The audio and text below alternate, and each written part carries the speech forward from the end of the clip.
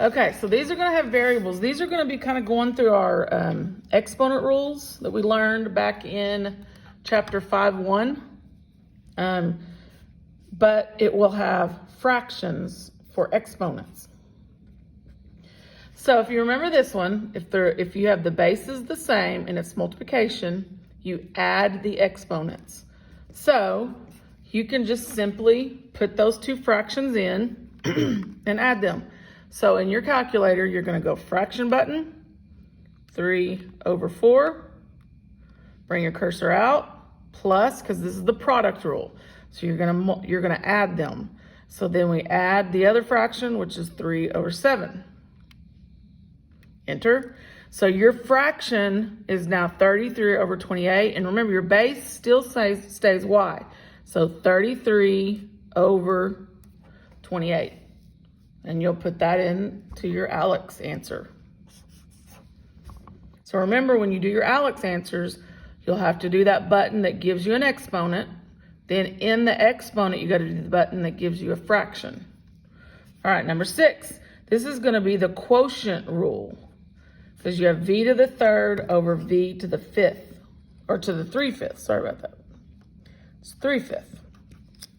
So you got 1/3 over 3/5. Quotient rule. Remember, quotient rule, you subtract them. So we're going to do 1/3 minus 3/5. So in my calculator, I'm going to do a fraction button. I'm going to do 1/3. Bring my cursor out, minus, fraction button again, 3/5. Enter. Okay, now, little problem here. You have a negative exponent. So remember how we do that. We take what we have and put over 1, and then the whole thing either flips or you look at it as it moves to the bottom.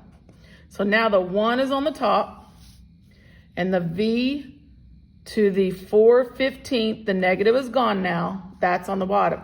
So now this is going to be pretty complicated putting it in. Your ALEKS answer. The first thing you'll have to do is click the fraction button.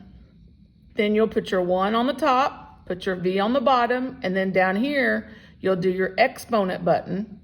And then in your exponent, you'll do your fraction button again, and then put 4/15 to make sure you get it all in. But that is the answer. Okay, number 7. This one is going to have two things going on. You're going to have the product rule. Well, the last one had two things too, because it had the quotient and the negative exponent rule. This one's going to have product. This one may have 3, because it's going to have product, it's going to have quotient, and it may have yes, it is going to have negative, because look, you have negative. Okay, so the first thing we want to do is the product rule on the bottom. So we're going to do 1/4 plus 1/2. So fraction button, 1/4 plus negative 1/2. So just 1/2 a minute ago. So it'll be negative 1/2. So there's 1/4 plus negative 1/2. Enter, negative 1/4. So now you got x to the 1/3 over x to the negative 1/4. So now you could do the quotient rule. So 1/3 minus negative 1/4. Remember, go somewhere and write that down and see how it's going to look. That's how it's going to look right there.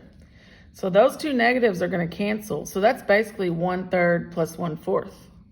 So we're going to do 1/3 plus fraction button 1/4. So that looks. Enter, 7/12. Don't forget your x is your base still, 7/12. And that one's done. Okay, number 8, this is going to be the last one on this video, and then we'll start one more video. Number 8 is going to be the power rule. Y to the 3rd to the 7/12. So this one's going to be multiplication, because remember the power rule. So when you multiply, you're just going to go 3. That's my first number.